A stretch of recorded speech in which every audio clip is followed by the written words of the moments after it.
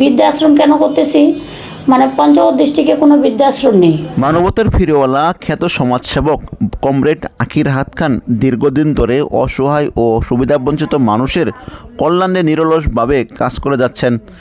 তারও ধারাবাহিকতায় তিনি বর্তমানে একটি আধুনিক বৃদ্ধাশ্রম নির্মাণ কার্যক্রম প্রায় শেষ পর্যায়ে নিয়ে এসেছেন। প্রাপ্ত তথ্য অনুযায়ী 9% জমির উপর নির্মিত এই বৃদ্ধাশ্রমে মোট 7টি রুম বরাদ্দ করা হয়েছে। ইতিমধ্যে প্রায় 70 জন বৃদ্ধার একটি তালিকা তার হাতে এসেছে, যারা এখানে আশ্রয় ও সেবার সুযোগ পাবেন। আপাতত তালিকা আসছে, 70 জন চলে আসছে। আমাদের ওখানে রুম আপাতত 60টা রুম ক্লিয়ার হয়ে গেছে।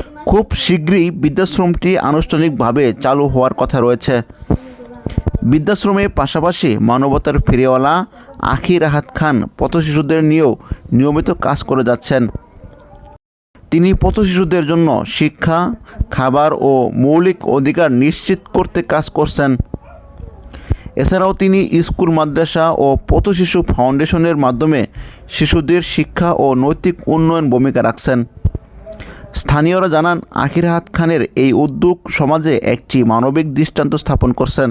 বয়স্ক মা বাবা যারা আছে প্রত্যেকের উদ্যোগ বলতেছি, আপনাদের ছেলেমেয়েরা যদি না খাওয়ায় আপনাদের কোনো টেনশন নাই, আপনারা আমার কাছে চলে আসবেন, ইনশাল্লাহ আমি আপনাদের দায়িত্ব নেব।